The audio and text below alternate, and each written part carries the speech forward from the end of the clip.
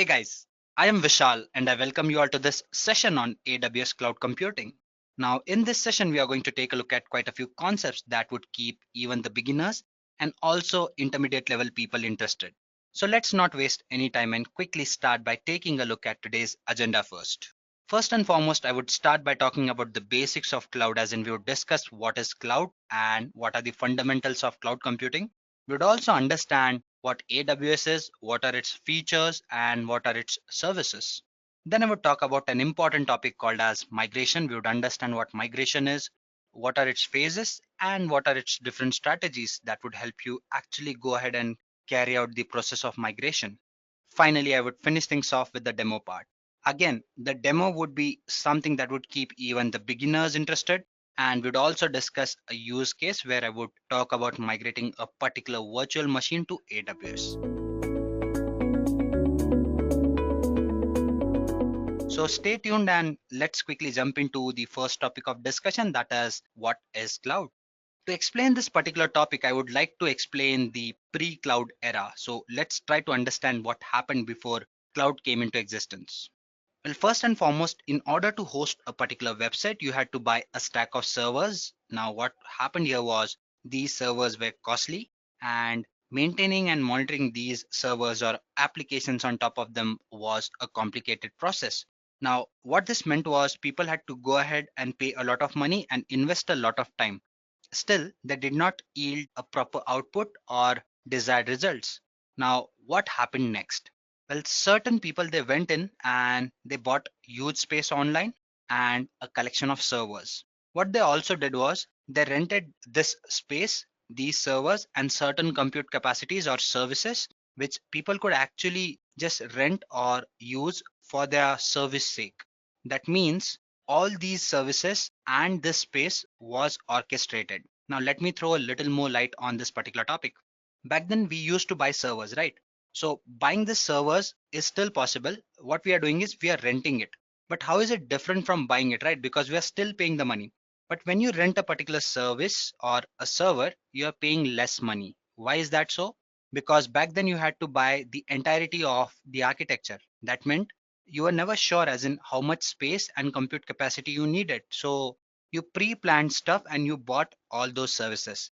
Now, in that case, there was a possibility that you buying excess amounts of space and services which you did not actually need.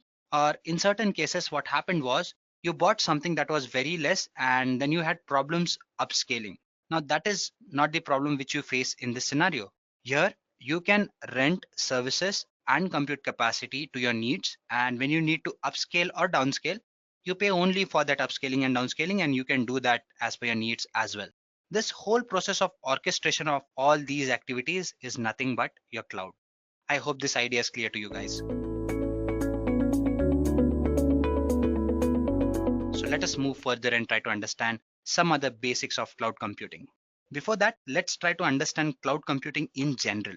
To keep it simple, it is nothing but the process of storing data, processing data, and accessing data from anywhere or across any place in the world or on the globe.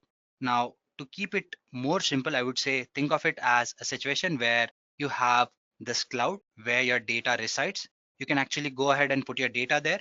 You can process it there, and you can actually access all this data by sitting anywhere across the globe. So that is what cloud computing does, or these are the phases or stages as far as your cloud computing is concerned. Next, let us try to understand something called as service models. Now, we've just understood what cloud computing is and we've understood what cloud is. Now, this is something that is very basic or very core when you talk about cloud computing. Now, we just talked about how you can actually go ahead and rent particular servers or compute capacities or compute services or any other services that a cloud has to offer to you. Now, based on the way you rent these spaces or these services, you have three models. You have your software as a service model, you have your platform as a service model, and infrastructure as a service model. Now, how are these three different from each other? Let me give you some basic examples or some basic explanation on all these three topics. Well, when you talk about software as a service, as the name suggests, you're actually renting or taking the complete software ready to use software as a service. That means if you have, say, a provider XYZ who is providing you with these services, now this XYZ provider would give you a complete software which you can use. You do not have to worry about anything. You do not have to worry about the applications, runtime, middleware, operating systems, virtualization, security, storage, networking, anything. You do not have to worry about anything. Everything is taken care by the vendor or the provider. All you have to do is just consume that service and pay for the usage of that particular service. To give you a basic example, electricity. Now, you do not produce electricity, do you? You just consume it, right? The provider takes care of everything, supplying it to your house, everything else that is concerned. You get a bill and you just pay that, right? Similarly, you have, when you talk about technology or computing world, Gmail, for example, what you do is you just send in mails, right? You do not have to worry about anything. It can be opened on your system. You do not have to worry about where it is stored or where it is taken care of. You do not have to worry about anything, right? Everything is taken care by the vendor, even the security part and the operation part. All you do is you type the mail and you send it to the concerned person. That's it. So this is the best example when you talk about software as a service. So this is one way in which you can use cloud. That means you just consume a particular software or a particular service. Next, you have platform as a service. Now this is a little different than what we just heard or talked about. As far as platform as a service is concerned, here the service provider gives you a complete platform for your usage. That means he says, here you go, you have certain, means this is the so-called platform where you can actually go ahead and do certain things. That means I would give you a complete platform where you can actually go ahead and run your applications and put your data on it. Again, here everything is taken care by the vendor. That means networking, storage, servers, virtualization, operating systems, middleware, runtime, everything. What you do is you just use the existing architecture or existing platform. On top of it, you put your application or build your application and start using it. To give you an example, you have your Google App Engine where you have a proper platform where you can go ahead and put your applications or build new applications using the existing architecture they have.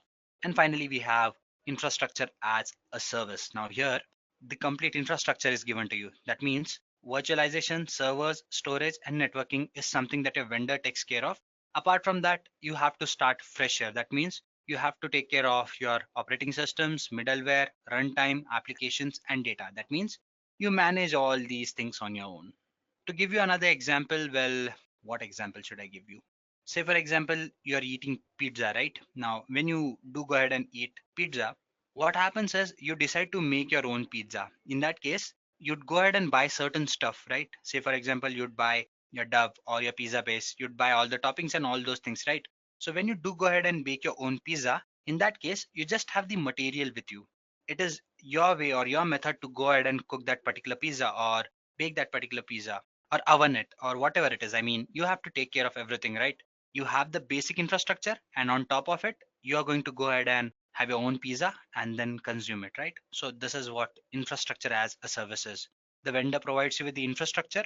You have to take care of remaining things. So you have infrastructure as a service, you have platform as a service, and then you also have software as a service. So these are three basic service models that are very core to cloud computing, and this is how cloud operates, or these are the ways in which your cloud operates. I hope this is clear to you guys. So let us move further and take a look at some other concepts as well.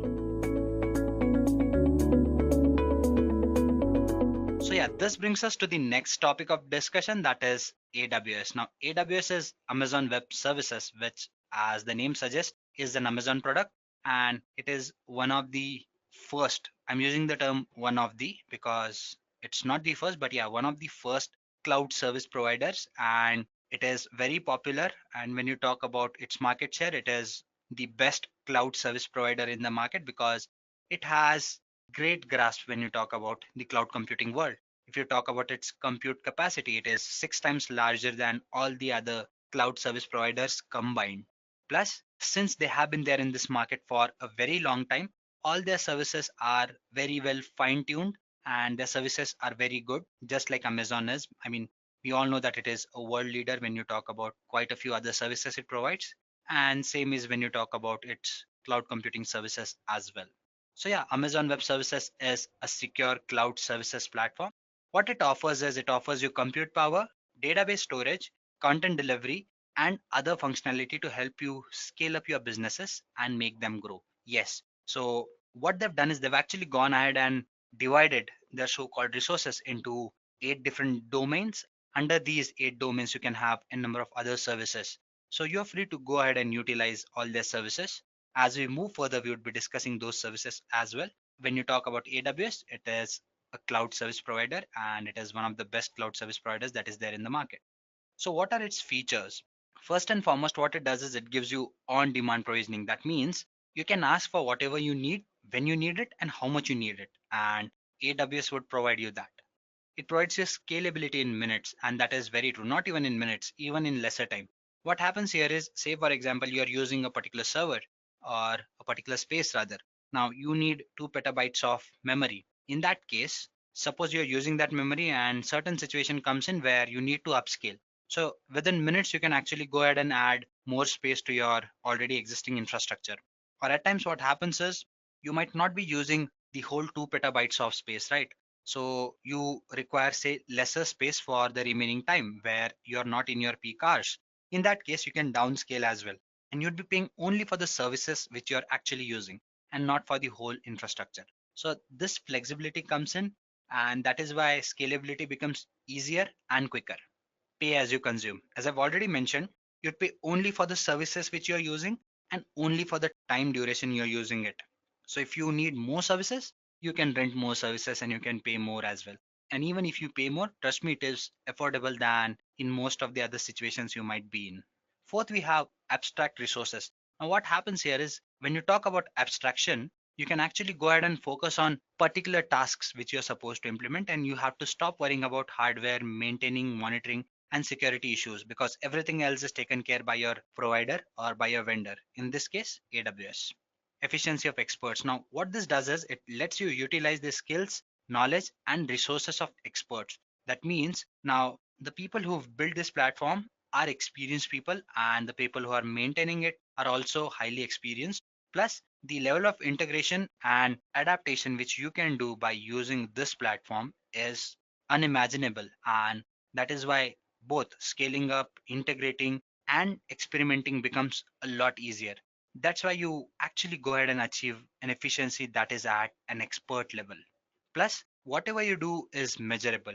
These metrics monitoring practices which AWS follows lets you keep track of all the money that you might be required to invest, and it takes care of all the issues that are there as far as your so-called application lifecycle is concerned. So all in all, everything can be measured and you can keep track of everything. Something that lets you focus more on your business and less on the other parts which you would not want to go ahead and concern about.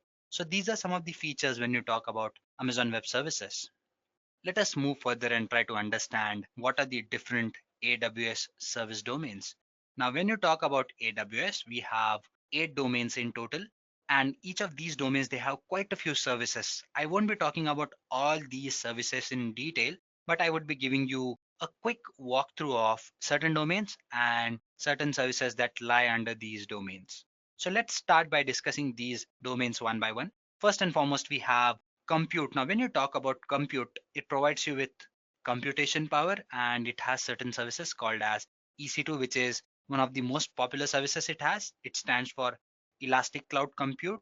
Think of it as a raw server, which is a blank server or a clean slate, just like your newly bought laptop, which is without an operating system and all those things.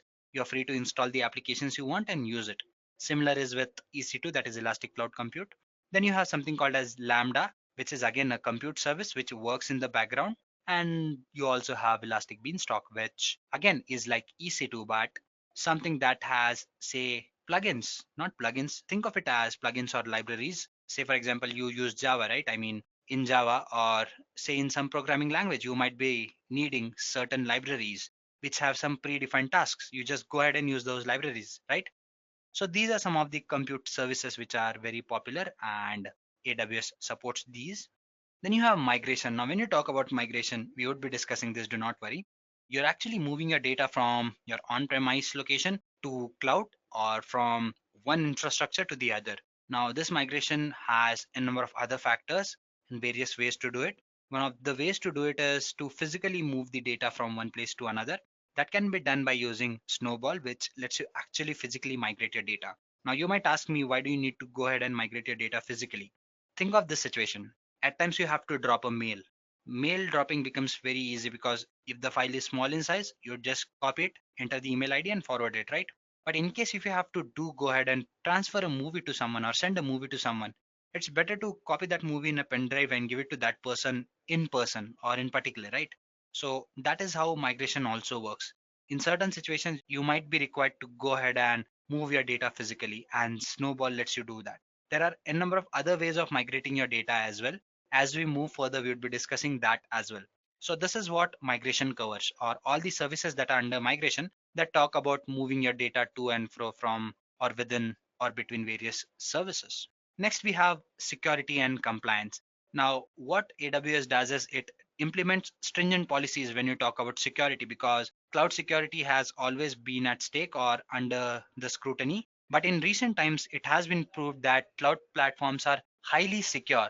And the reason for that is platforms like AWS implement various compliance programs, and they have various services like IAM, which actually implement a lot of thought and work into identification and access management. You also have services like KMS, which actually use key pairs or key protection methods where you have your public and private keys and all those things. So, yep, when you talk about security, these are some of the services which you should know about. So next we have different storage services as well. Now, when you talk about storage services, you have something called as S3, which is your simple storage service, which works like a mechanism where you have a bucket and objects kind of an architecture. Now, these objects are your file, which are stored in a particular bucket, which is your root folder. Then you have Amazon Glacier, which actually supports archival storage. You can store certain files here, which you do not need to retrieve again and again. That means if you do request for a particular retrieval, it might take 3 to 5 hours, where this is the total retrieval time of that particular data file. Now, here we store the data that might not be required frequently, and that is why this method of storage is affordable or cheaper. Then you have database services as well. Now, when you talk about databases, it is similar to your storage services, but you cannot store executable files here. You have to store those in your storage services or store those using your storage services. Now you have quite a few databases as well. You have something called as RDS, your relational database services. Apart from that, there are other services as well, which let you have various SQL functionalities as well. You have Aurora, which works like your SQL databases, but it's 5 times faster is what Amazon Web Services claims. Then you have messaging, where you can actually exchange messages and carry out quite a few other tasks as well. Again, I won't get into the details of these things, but yeah. Then you have networking, where you can actually take care of the networking part. You have various virtual private networks and all those things, and the services that concern all these operations that fall under networking. And finally, you have your management tools like your CloudWatch, where you can actually go ahead and set alarms and keep a track of all the metrics and all those things. So yeah, these are some of the services when you talk about AWS, or at least the domains under which there are quite a few other services. Now let us move further and try to understand the next topic, that is migration. Now, cloud migration is nothing but a process of moving your data, applications, or other business elements from an organization's on-site computers to the cloud, or moving it from one cloud environment to the other. Now, this is a very basic and generic definition, and it actually gives you the gist of what we are going to discuss. For people who are completely new, do not worry. I would be again talking about certain topics.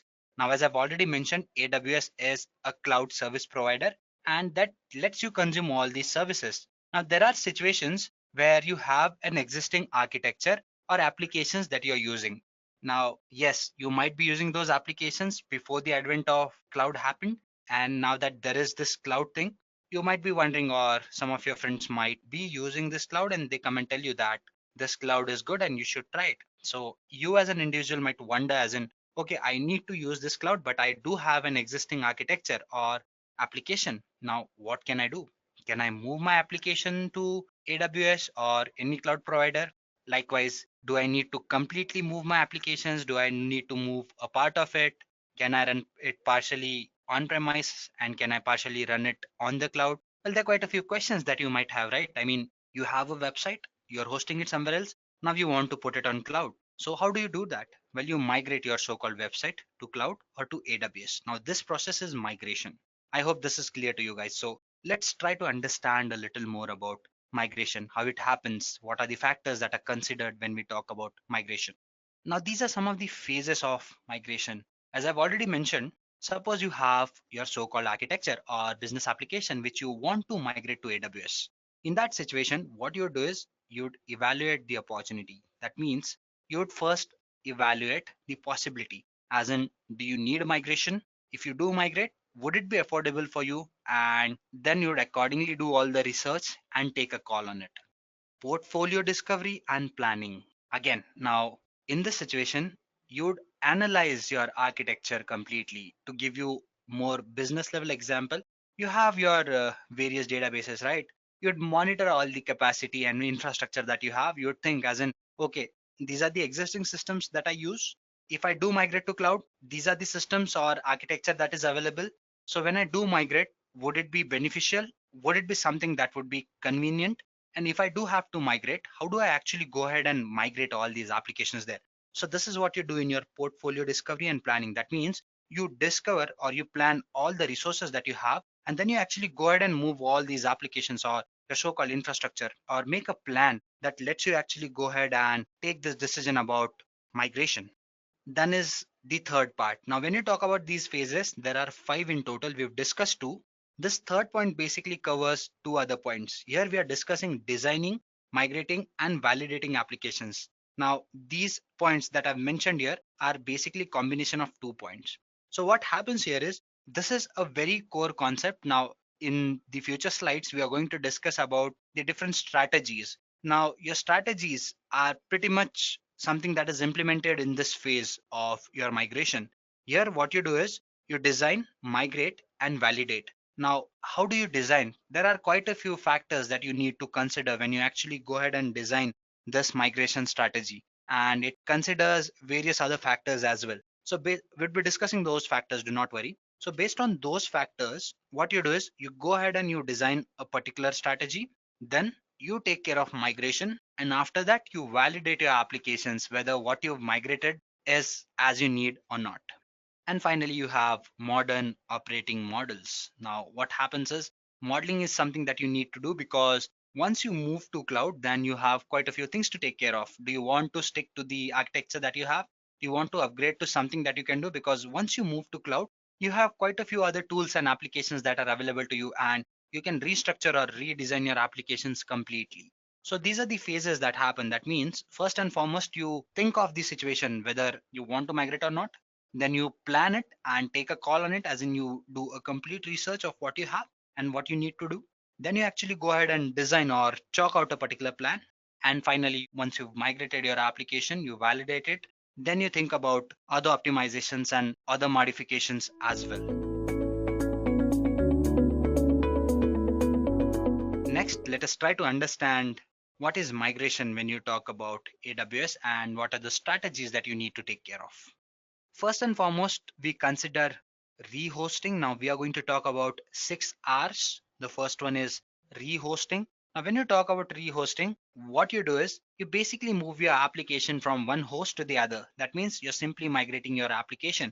Even if you do not go ahead and restructure or rescale your application, even rehosting can be beneficial at times. There are quite a few companies who have just rehosted their applications from one place to other and have made certain changes to certain applications. That means, say for example, in one situation, there was n number or n type of application handling your data, and then you move to some other type where, say, a particular Java application is taking care of your data. In that case, you might face a situation where you're actually saving n number or n percentage of your investment, and that is one benefit that you have out of rehosting. That means when you do go ahead and change your hosts, or you move your application or migrate your application from one on-premise platform to the other, or to your cloud, basically, in that case you're actually doing a lot of things and saving a lot of money. So this is one approach, that is moving your application from one host to the other.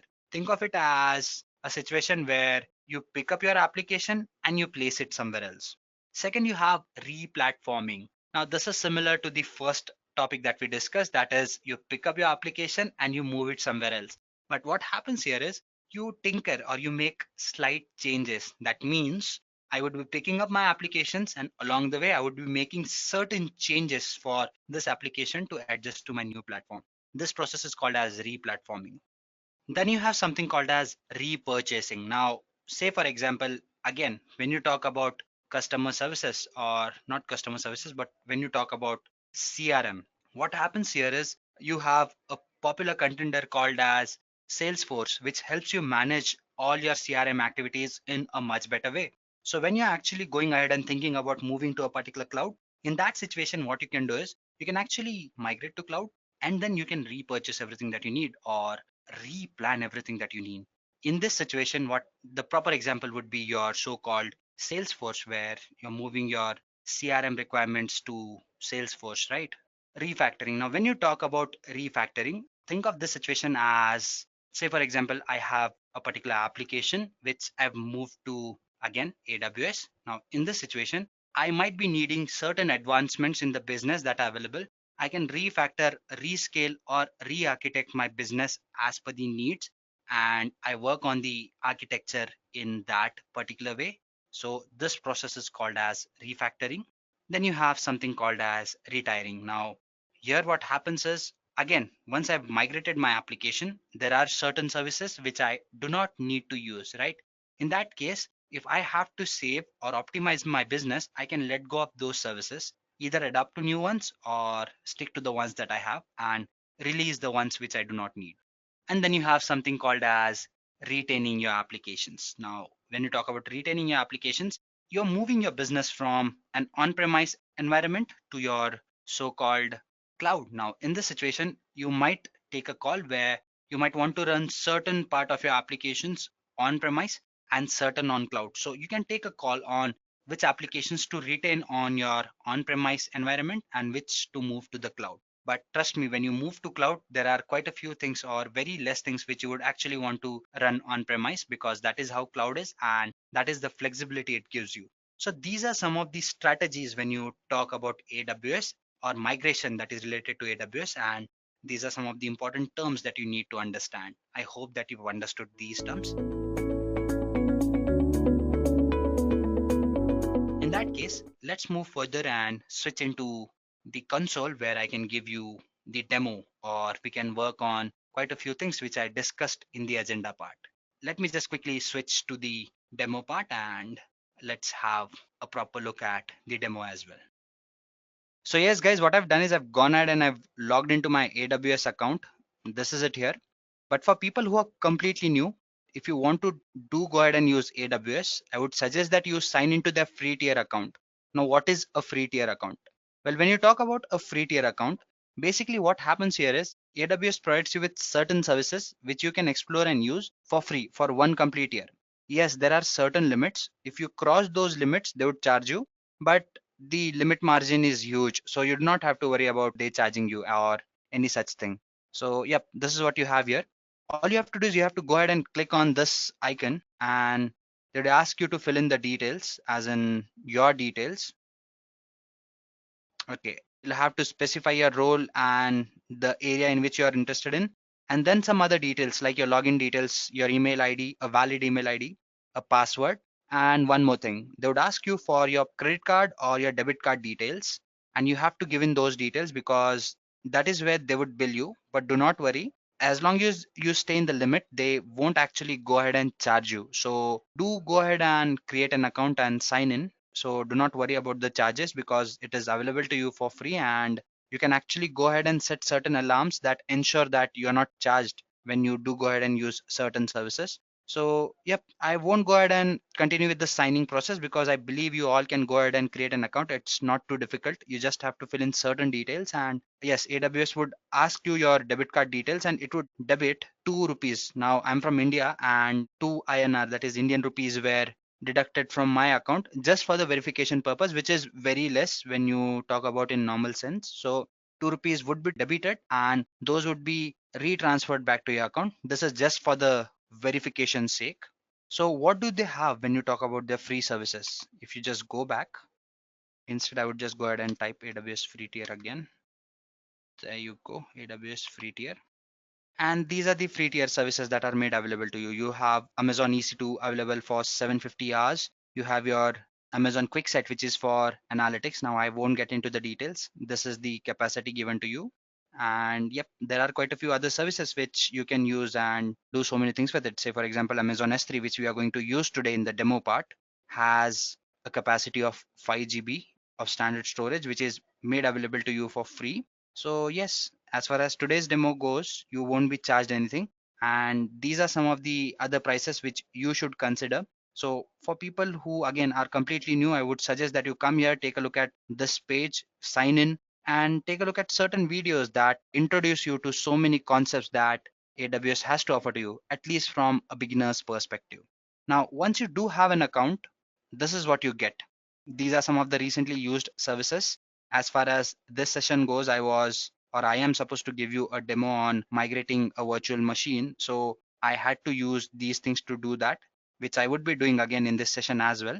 So that is what you see in the recently used services. Plus you have something called as other services as well, like your compute services, management tools, mobile services, and all those things. Let me quickly give you a small introduction as in how can you go ahead and create a virtual machine or an instance rather. So when you click on EC2, this is the page you get redirected to. Now you see there are 0 running instances and those things. Do you want to launch an instance? You can say yes. And then you have all these options from which you can choose. Some of those are free instances, some of those are charged. Somehow I cannot scroll back. Yeah. So these are some of the instances which are free tier eligible. So if you select these, you can say review and launch. This is the one which I've selected. These are the details. So this is the instance which I've selected. These are the details here. Say for example, we have number of CPUs that are made available, the space that you're going to use, and quite a few other things as well. So you can just go ahead and say next, fill in these details if you feel it is necessary, add storage details, and then you can say review and launch, as in your instance would be, yeah. So it says either go ahead and choose the existing key pair, or you can always go ahead and create a new key pair. Now, when you talk about an EC2 instance, every instance would have its individual key pair, which is unique to itself. Now, why is it unique? Because there are certain policies or rules every instance follows. You cannot just clone or make duplicate copies of a particular instance. Yes, you can copy the data, but having duplicate instances is something that is difficult or prevented against the privacy laws. So when you talk about a key pair, it is unique to every instance. So when you do need to go ahead and use that instance, you need to have this key pair for various purposes. So yeah, you can say create a new key pair and you can download it here. You would get an access to those things. Now, I won't get into the details of this thing because I'm not here actually to go ahead and create an instance because I won't be using it. But what you can do is you can download that key pair and then you can just go ahead and follow the processes where you click on next, next, next, and you'd actually have an instance which is made available to you. So this is how easy it is to go ahead and create an EC2 instance. Now, what is an EC2 instance? It is basically a virtual machine or a space that is made available to you, which you can use and perform various tasks with it. Virtual machine exactly would be a wrong term, but yeah, think of it as a raw server is what I would say, where you can actually do quite a few other things. So yeah, for now, what I'm going to do is I'm just gonna go back, or I'm gonna say cancel and come back here. So this is where you actually go ahead and launch an EC2 instance. I would say back again, and I'm taken back to the console that I have. So yeah, these are some of the services that are made available to you, and these are the ways in which you can do stuff. Now I just almost showed you how to create an instance. I would suggest you go ahead and create an instance on your own. If you do have any problems, you can refer the other AWS videos that Edureka has to offer to you that are there in the stack. When you talk about YouTube list of videos, there's a video called as getting started with AWS, and there's one more video called as introduction to AWS. You can refer any one of those videos, and I'm sure that at least one of those videos has a demo as to how should you go ahead and create an EC2 instance. But yeah, I just wanted you to have some understanding as in what an EC2 instance is and how do you create it. So yep, you can click here, you can select the version, preferably select the one that is free if you do not want to spend any money. And then you go ahead and do the procedure, that is just follow the next steps and you would be having an instance. The only thing that you need to keep in mind is you need to generate a key value pair, which is unique for every instance, and you'd be needing that key value pair. So when you do generate an instance, keep that copy with you. Now what I'm going to do is I'm going to go ahead and switch into the demo part, which I committed when I started this session. That is, we would be going ahead and migrating a virtual machine from some other environment into AWS. Now, for people who are completely new, this might sound a little too much or a little too difficult, but do not worry. I would be giving you step-by-step explanation as in what we are going to do and what are we trying to achieve. So if you do have any doubts, you can ask those doubts in the comment section below, and we would be more than happy to get back to you on all your queries. Just try to keep up with me, and we'd be having a fruitful discussion, I'm sure. So first and foremost, let me just give you a flow as in how do you proceed with this so-called migration. To understand that, you need to understand one thing, that what we are doing is we have a virtual machine. We are converting, or we are taking the converted format. We are migrating it to a cloud. Now, when you say cloud, there too we need some arrangements done, right? I need a place where I can store this virtual machine or hold this virtual machine. And I need proper access rights and user rights to go ahead and carry out this process, right? So we are going to do all those things one by one. For people who are completely new, first try to understand what a virtual machine is. Now, a virtual machine is nothing but creation of a virtual environment where you can run softwares which you cannot run in your normal environment, or you have some other motive for that you are creating a virtual environment. Now, this is one software that lets you create virtual machines. I've actually created a virtual machine for Ubuntu here. Now I have a Windows operating system, and I wanted to create or have an operating system which could run certain applications that run only on Ubuntu. To do that, I had to create a virtual machine. Now that is what a virtual machine is. It is nothing but a way of creating an environment that supports certain applications or that helps me in better computation. So yeah, what my aim is, I want to move this kind of VM to my cloud. To do that, I need to convert this VM into a VMDK file, or a file that is supported by my so-called cloud, right? So I've actually gone ahead and converted it into VMDK. If you have workstation player or something like this, like say for example, you have created a virtual machine in your VMware workstation, do not worry, you can actually convert it into this kind of file. All you have to do is go to their opening tab, click on file, and click on export, and you can choose this format and you'd get a file in this so-called format. So my aim is to move my file in this format on my so-called cloud. So how do I move my file on cloud? Well, let's get back to this part. For that, I would be needing a storage place, right? Which I just mentioned. Say for example, S3. My internet is slow for some reason today. I do not know what that reason is. There you go. So I have this so-called S3. I can click here and create a bucket. Again, I won't be creating a bucket because I have two buckets here. You should go ahead and create a bucket. I would be using this bucket saying demo new bucket. For you to create this bucket, you have to click on this thing. Probably enter this name only just to keep it simple because we are going to use too many terminologies today. So yep, use this name and then go ahead and follow the procedure. That is, select a region. Again, remember the region name. What region name are you using, because we would be needing that. Bucket name, region, next, next, next, next, next, and you'd be having a bucket which is made available to you, as you can see in this case. Then once you have a bucket, go ahead and upload files in it. Now there you go, I have this bucket, right? So in this bucket I've uploaded my vmdk file. All you have to do is click on upload and it gives you options. The reason I'm not doing this process is because uploading a file takes a very long time. My internet was slow and it took me more than an hour to upload this file. So yeah, create a bucket and upload your VMDK file here and we would be more than good to go. So you have a file now which is moved, or you have uploaded your so-called file on your S3. Next thing is you have to go ahead and create a user using which you can migrate your applications with ease and have them working. So how do you do that? To do that, again go to services and this time search for IAM. Now it is nothing but identity management and access basically. So what happens here is you monitor all the laws which deal with access and management. When you talk about identification, that is, this is for the security purpose, like creating laws by which you can set certain group policies, certain user policies, accesses, and all those things.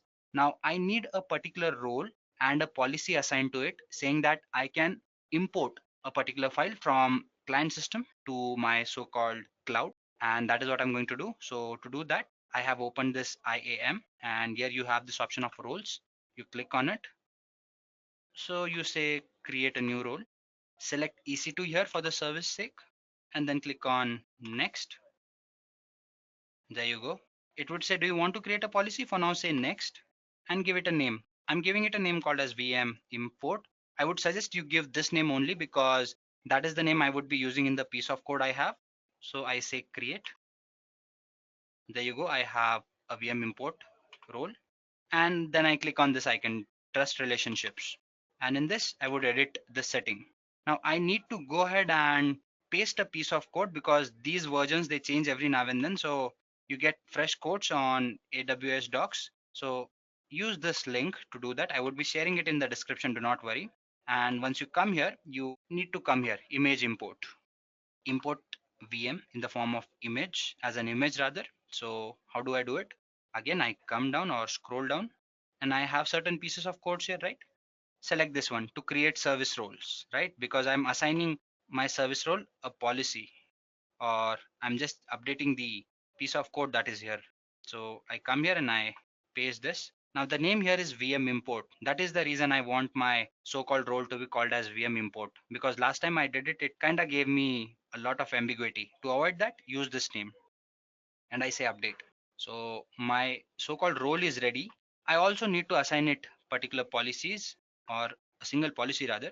So I would say create policy, and this time again I would come here, scroll down and pick this piece of code. Guys, back then I told you to create a bucket, right? We would be needing the name of that bucket right now. So I would be copying it here first. I come here, I paste this piece of code here. I scroll up, and as you can see, you have your bucket names here. Go back. My bucket name was demo new bucket. I enter it here. Again, demo new bucket. There you go. Demo new bucket. And I say review policy. It says give it a name. Let's say VM import policy. VM import policy. Let I be capital. And I say create. So now I have a role and I have a policy which I've created. The policy is almost there. As I've told you, the internet is very slow today. I refresh this thing once. I again go back to roles. In that, I open my VM import, which I just created. There you go. And I say attach policies. So the name was VM import policy. I select it and I say attach that policy to that particular role. So I have a role and I have certain policies attached to it. Now I need a user who can actually help me do quite a few things. So I say users, I say add user, and in that I need to give it a name, say demo 1234 is the name, and say programmatic access. Then it says, do you want to attach policies? I say yes. So I say attach existing policies, but I do not have an existing policy which I want here. So I would say create policy. And again, I would come here for the piece of code. This time I go to requirements. I scroll down and there is this piece of code which is required permission for IAM users. You copy that code. Okay. Control C. You come here. You say it was here. JSON file. Go here. Paste it.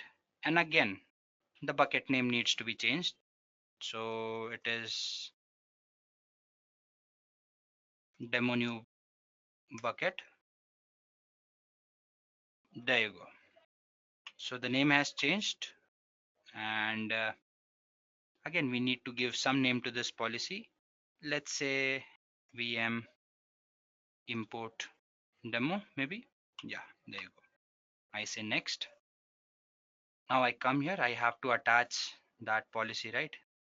So I say I refresh this thing once because it won't reflect unless I refresh it. VM import demo, was it right? And I would look for one more policy. Let me just add this first. Now you have something called as the CSV file which you need to download and keep it with you because these credentials are something that we are going to use. Go back to services and then say IAM. In that you go to users. We just created a user called as demo123. Okay, there was a slight mistake here. I wanted to add more policies. I could not. So I would just quickly repeat the process till the last step. I just go back here. I delete this user and I recreate it. So you bear with me meanwhile. Say delete this user. Yes. And for that, I would be deleting that policy as well. VM import demo, right? So I delete this policy as well. I would just quickly do the same steps again. Just bear with me meanwhile. You say add user, right?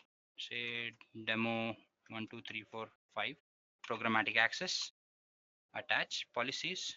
Now this is what you need to attach. One. Okay, first we create that older policy which we just skipped. You copy this piece of code here. You say JSON. There you go.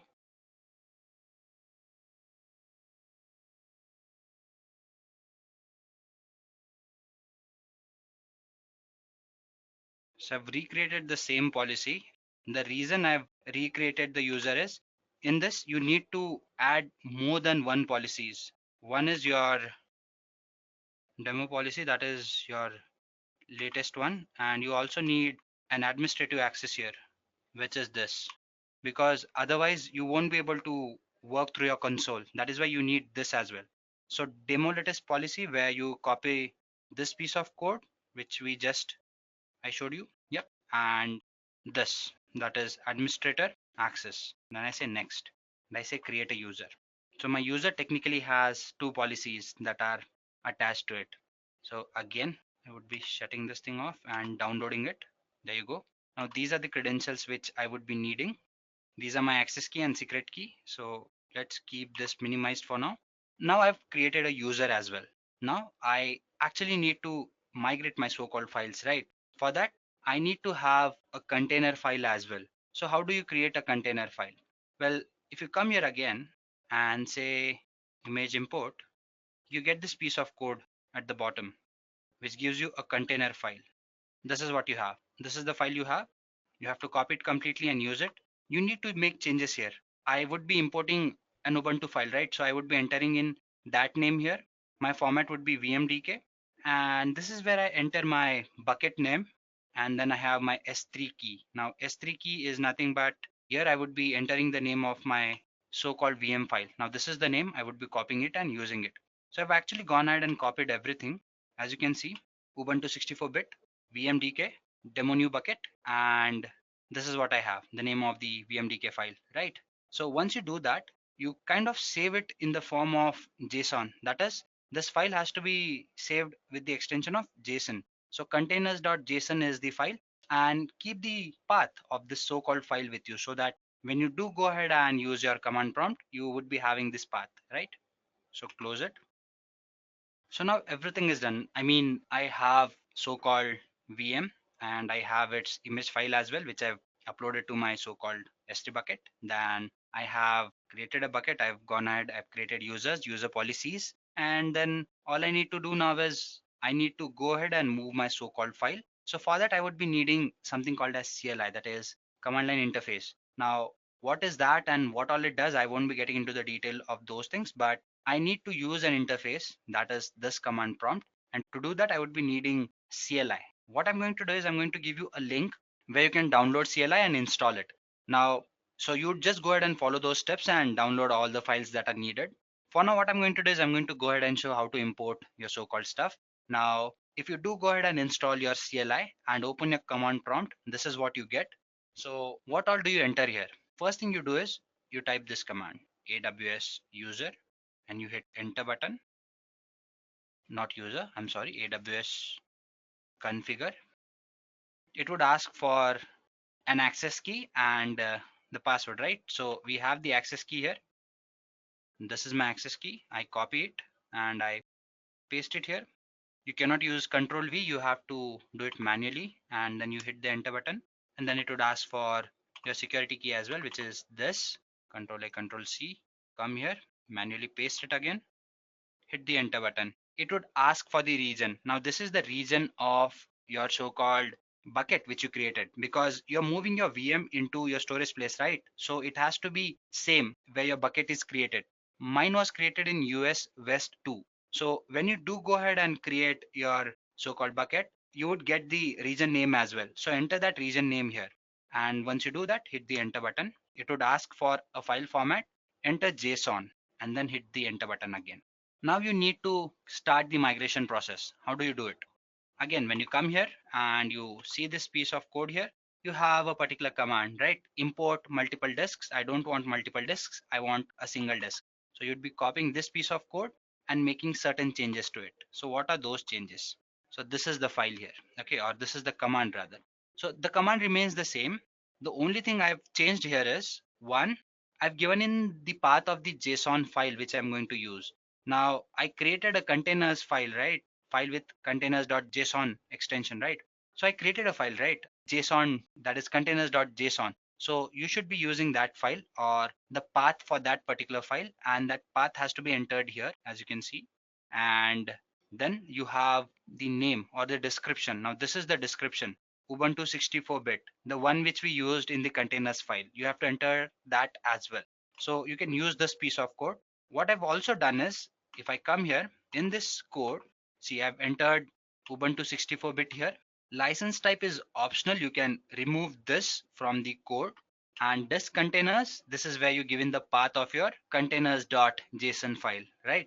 So once you have this piece of code, which is here, Control C, you copy it and you enter it here, paste, and you hit the enter button. And there you go, your migration starts. Now it is in progress, and this is the disk image size and all the details. This migration will continue and might take a very long time. I would suggest that you go ahead and do it on your own, because I'm sure that it's gonna take at least 2 hours as far as my internet is concerned. But once you do that, you also have one more command here. Let me just show you. Yeah, where did it go? Well, it has to be somewhere here. I have that command here somewhere. Yeah. So this is the command which you can use. If you use this command, what it would do is it would give you the details, as in where is the migration or what is the status of your migration. So when you enter that command here, it would give you updates. Means, say if you put it after maybe 15 minutes, if there is a progress and there has been a migration for say maybe 30%, you'd be updated accordingly. So this is how the migration works, and if you do go ahead and complete these steps, you would be successfully able to migrate your so-called virtual machine to AWS. As far as this session goes, these were the topics which I wanted to talk about. I hope you all had a clear understanding of whatever we've discussed. If you do have any queries and questions and you feel that you need answers to that as well, you can feel free to put those queries in the comments or the chat box below, and we'd be more than happy to get back to you with the solution as soon as possible. As far as this session goes, thank you. Bye-bye. I hope you have enjoyed listening to this video. Please be kind enough to like it, and you can comment any of your doubts and queries, and we will reply them at the earliest. Do look out for more videos in our playlist and subscribe to Edureka channel to learn more. Happy learning!